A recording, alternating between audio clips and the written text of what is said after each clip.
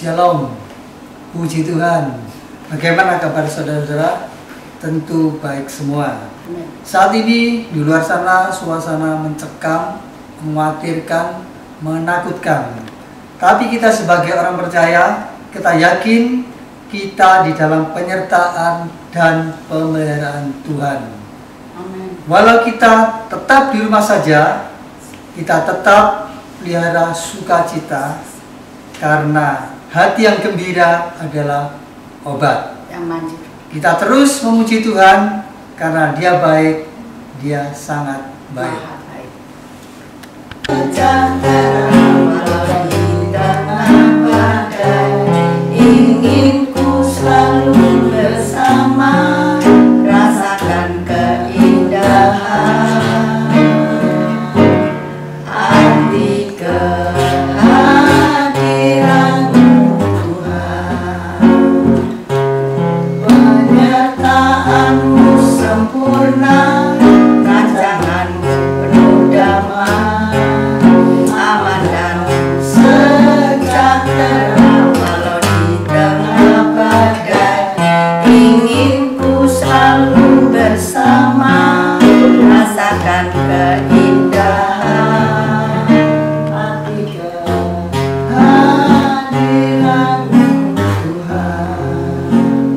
Sekali lagi. Aman dalam lindungan Tuhan, orang-orang yang percaya kepada-Nya adalah seperti gunung Sion yang tak goyah dan kekal untuk selama-lamanya.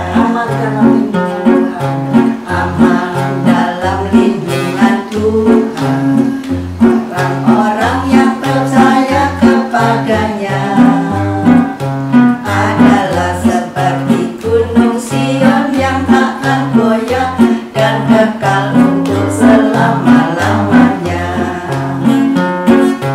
Sorak-sorak haleluya, terpujilah Tuhan selamanya. Sorak-sorak haleluya, ku aman dalam perlindungan Tuhan. Sorak-sorak, sorak-sorak haleluya, terpujilah Tuhan selamanya. Sorak-sorak haleluya, ku aman dalam perlindungan Tuhan.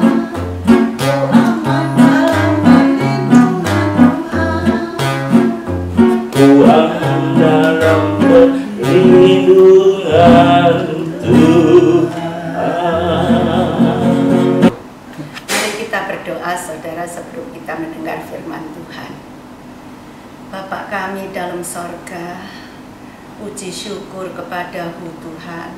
Kalau pada pagi hari ini kami anak-anak-Mu Tuhan boleh bersama-sama untuk berbakti, mendengarkan dan merenungkan firman Tuhan. Tuhan, kami telah memuji Engkau pada saat ini. Biarlah Tuhan berkenan akan pujian kami. Tuhan, urapi hamba yang sebentar akan melayani kebenaran firman Tuhan, supaya firman Tuhan boleh menjadi berkat kekuatan bagi anak-anak-Mu. Dan urapi juga Tuhan anak-anak Tuhan yang akan mendengar firman Tuhan. Tuhan, saya percaya Tuhan Engkau hadir bersama-sama kami saat ini, dan kehadiran Engkau pasti membawa berkat bagi kami Tuhan. Hamba mohon Engkau mau mematahkan segala kuasa najis, setan, iblis, roh-roh yang jahat yang mau mengganggu ibadah kami ini. Kami mohon dalam nama Tuhan Yesus. Terima kasih Tuhan, biarlah suasana yang penuh sukacita ada dalam acara ini. Terima kasih Tuhan, terima kasih.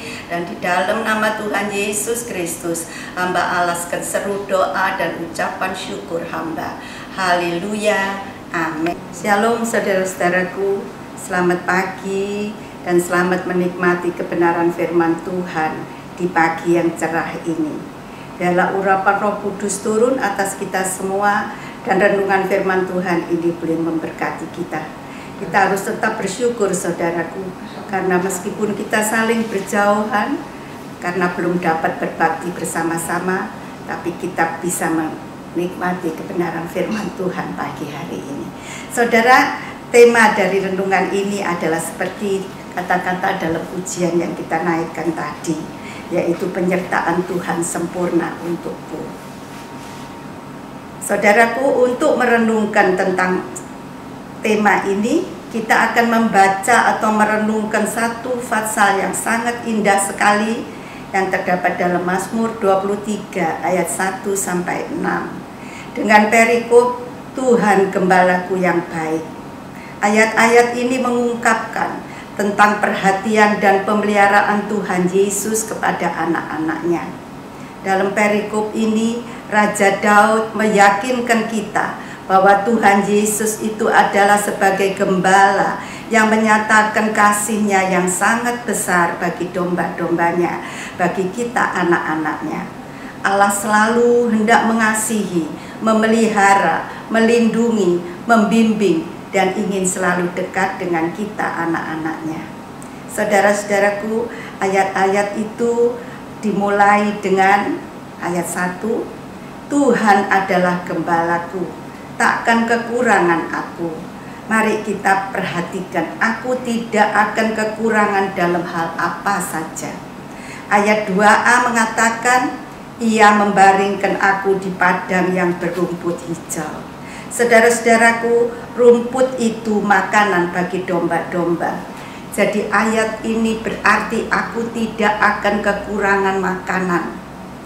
Saudara, misalnya gembala domba itu mengarahkan, menggiring, mengajak domba-dombanya ke padang rumput yang hijau saja, maka itu sudah berarti domba-domba itu dapat melahap, dapat makan rumput itu.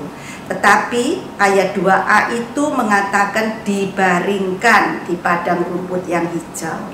Rumputnya yang hijau, yang segar, lesat sekali. Tidak, saudara, bukan rumput yang kering, yang sudah kuning warnanya. Jadi artinya dibaringkan di atas makanan. Domba-domba itu berbaring di atas makanan. Wah, tersedia makanan yang berlimpah-limpah. Tidak sampai kekurangan makanan, tidak sampai kelaparan, tapi makan sampai kenyang, puas selalu. Luar biasa, hebat pemeliharaan, penyertaan Tuhan bagi anak-anaknya. Ayat 2b, Ia membimbing aku ke air yang tenang. Ini berarti aku tidak akan kekurangan kepuasan, ketenangan, damai sejahtera dalam hidup ini. Gembala domba itu memberi minum domba-dombanya, bukan yang airnya selalu bergoncang, bergelombang, bergelora, sehingga cukup sulit untuk domba-dombanya minum, tapi dibimbing ke air tenang, sehingga dengan mudah domba-dombanya dapat minum sepuas-puasnya, segar sekali. Juga domba-dombanya tidak sampai rebutan, saling dorong-mendorong, saling tabrakan untuk minum. Maka domba-domba itu tidak ribut, saudaraku, antara domba yang satu dengan domba yang lain. Mereka rukun, bersatu, damai. Ayat 3a, Ia menyegarkan jiwaku. Ketika suatu saat kita menghadapi masalah, mengalami badai persoalan yang berat, seperti saat-saat ini, badai COVID-19, yang menyebabkan adanya ketakutan, kecemasan, kekhawatiran, manusia menjadi lemah, susah, harus stay at home, dan macam-macam lagi. Tetapi syukurlah, gembalaku yang maha baik itu tidak menghendaki domba-dombanya terus terpuruk dalam kelemahan, ketakutan. Tuhan Yesus yang sangat mengasihi kita anak-anaknya pasti menyertai, menolong, melindungi kita, dan pasti memulihkan keadaan ini. Kita aman dalam lindungan kasih-Nya. Ia menyegarkan jiwaku. Tuhan Yesus pasti memulihkan, menyelesaikan badai ini. Jadi Ia menyegarkan jiwaku, berarti aku tidak akan kekurangan pemulihan dari Tuhan. Doaku, Mazmur 80 ayat 4, Ya Allah, pulihkanlah kami, buatlah wajah-Mu bersinar, maka kami akan selamat. Amin. Ayat 3b, Ia menuntun aku di jalan yang benar oleh karena namanya. Ini berarti aku tidak akan kekurangan tuntunan, bimbingan, pimpinan Tuhan. Puji Tuhan, dengan tuntunan, bimbingan, pimpinan gembalaku yang maha baik itu, maka pasti aku tidak akan tersesat. Seperti seekor domba yang terhilang itu, yang meninggalkan gembalanya dan meninggalkan kelompok domba-domba yang lain. Tuhan menuntun aku di jalan yang benar, di jalan yang sesuai dengan kehendaknya, di jalan yang sesuai dengan kekudusannya. Amin. Maka dengan demikian, dengan tuntunan Tuhan, hidupku berkenan kepadanya, hidupku menyenangkan hati Tuhan, maka Tuhan pasti tidak sayangkan berkat-Nya dicurahkan dalam hidupku. Jelas saudara-saudaraku, pimpinan, tuntunan, bimbingan Tuhan atas hidup kita, anak-anaknya yang sangat dicintainya, percayalah kita selamat. Amin. Ayat 4a, Sekalipun aku berjalan dalam lembah kekelaman, aku tidak takut bahaya, sebab Engkau besertaku. Aku tidak takut bahaya. Ini berarti aku tidak kekurangan keberanian. Apapun yang akan terjadi, sekalipun pada saat-saat mengalami lembah kekelaman, hari-hari yang gelap, sehingga seakan-akan tidak ada jalan keluar, menghadapi jalan buntu, aku tidak takut bahaya, tidak khawatir. Aku tetap berani. Mengapa? Karena Engkau besertaku, kata ayat itu. Karena Allah yang Maha Kuasa itu menyertai aku dalam setiap segi kehidupanku. Bukankah penyertaannya sempurna bagiku? Maka amanlah hidupku. Amin. Ayat 4b, Gadamu dan tongkatmu, itulah yang menghibur aku. Ini berarti aku tidak kekurangan penghiburan yang sejati. Mengapa? Karena dengan gada dan tongkat di tangan gembala, maka dombanya terhibur. Meskipun ada masalah, ada musuh, bahaya mengancam, yaitu binatang-binatang buas yang siap menerkam, mereka tidak takut bahaya itu. Gada adalah tongkat pendek yang menjadi senjata pertahanan dan dipakai untuk memukul, untuk membunuh binatang-binatang buas itu. Yang dimaksudkan tongkat adalah tongkat kecil, ramping, panjang, yang salah satu ujungnya melengkung. Tongkat itu dipakai untuk mendekatkan domba-domba dengan gembalanya. Caranya, tongkat itu dipukul-pukulkan, diketok-ketokkan ke tanah, menimbulkan suara, dan domba-domba itu mendekatkan diri karena mendengar suara pukulan, suara ketokan tongkat itu. Dengan demikian, domba-domba itu tidak akan berjalan jauh atau mendahului gembalanya, atau domba-domba itu tidak tertinggal jauh di belakang gembalanya, sehingga mereka aman karena dekat gembalanya. Dengan gada dan tongkat di tangan gembala, domba-domba itu merasa aman, nyaman, selamat. Karena gembala itu melindungi domba-dombanya dengan gada dan tongkat itu, dan domba-domba itu sungguh terhibur. Mazmur 62 ayat 2 mengatakan, hanya dekat Allah saja aku tenang, daripadanya lah keselamatanku. Seluruh segi kehidupanku tenang, semua baik-baik, semua berjalan lancar, beres, aman, terkendali. Amin. Ayat 5a, Engkau menyediakan hidangan bagiku di hadapan lawanku. Di hadapan lawanku, musuhku, pembenci-pembenciku, Tuhan menyediakan kebutuhan hidupku. Tuhan menyediakan hidangan, makanan, minumanku. Ini berarti aku tidak akan kekurangan pemeliharaan Tuhan. Aku tidak akan kekurangan perhatian, kepedulian Tuhan dalam hidupku. Ingat saudara-saudaraku, Lawan kita bukan keluarga besar kita, bukan tetangga, bukan majikan, bukan karyawan kita, juga bukan teman-teman seiman, tetapi musuh kita adalah si iblis, setan yang jahat itu.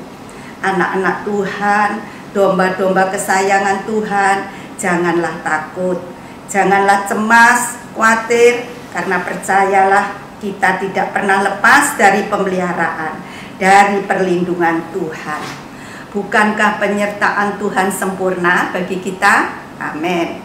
Kita semua percaya bahwa melalui kematian Tuhan Yesus di atas kayu salib dan kebangkitannya, Kristus telah mengalahkan semua kekuatan roh jahat dan kuasa iblis itu. Kita sebagai anak-anak Tuhan ikut mengambil bagian dalam kemenangan Tuhan Yesus, dan kita adalah umat pemenang. Amin, puji Tuhan. Ayat 5b, engkau mengurapi kepalaku dengan minyak. Ini berarti aku tidak akan kekurangan sukacita, karena minyak adalah lambang sukacita. Mazmur 45 ayat 8, isinya sama dengan Ibrani 1 ayat 9. Engkau mencintai keadilan dan membenci kefasikan. Sebab itu Allahmu telah mengurapi engkau dengan minyak sebagai tanda kesukaan melebihi teman-teman sekutumu.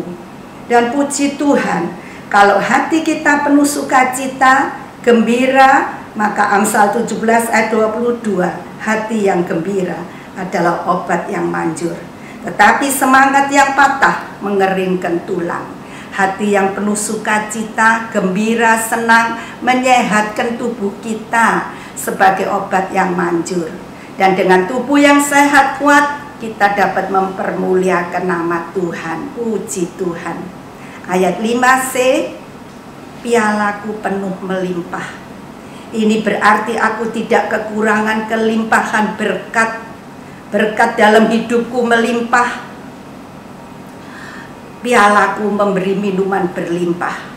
Saya pernah membaca suatu artikel dalam buku rohani yang mengatakan piala di sini menunjuk kepada piala dari seorang gembala domba, yaitu berupa sebuah batu besar yang dilubangi dan dapat diisi 150 sampai 188 liter air dan menjadi tempat minuman domba-domba. Maka bagi domba-domba itu tersedia minuman yang berlimpah-limpah, dan domba-domba itu minum sepuas-puasnya, segar dan nikmat sekali. Puji Tuhan, amin. Ayat 6a, saudaraku, kebajikan dan kemurahan belaka akan mengikuti aku seumur hidupku.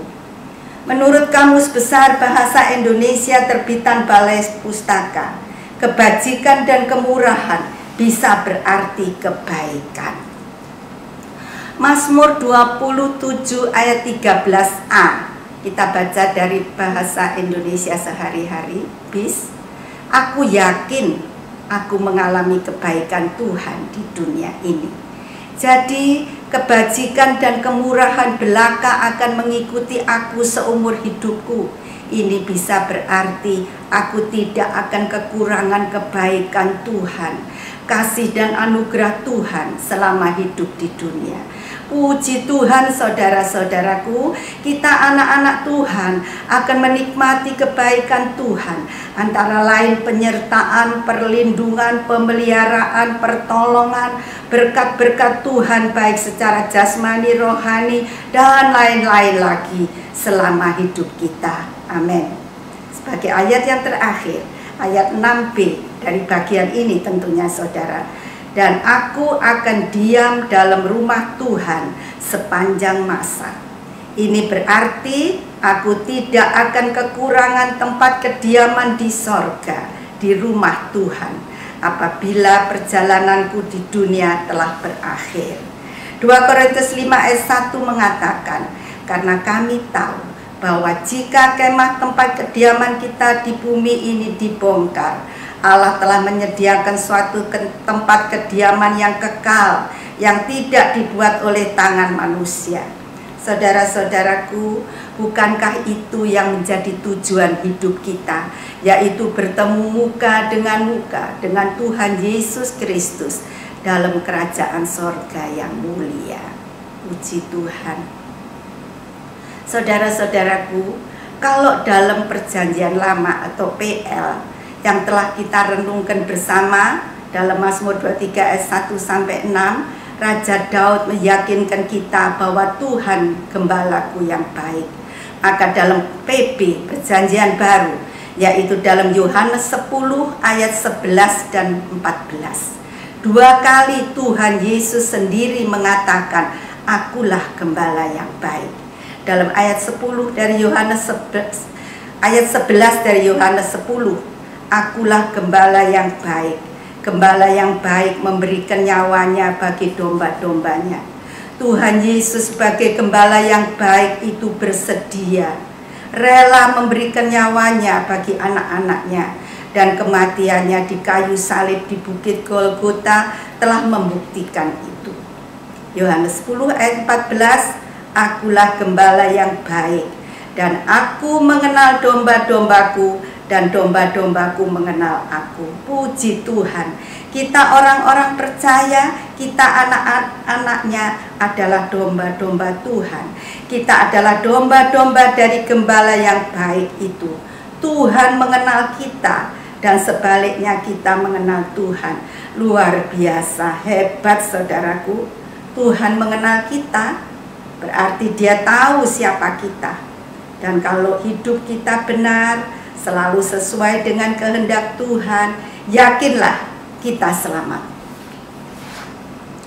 Gembala yang baik itu tidak menghendaki seorang pun anaknya binasa, tetapi Dia akan memberikan hidup kekal dalam kerajaan sorga yang mulia.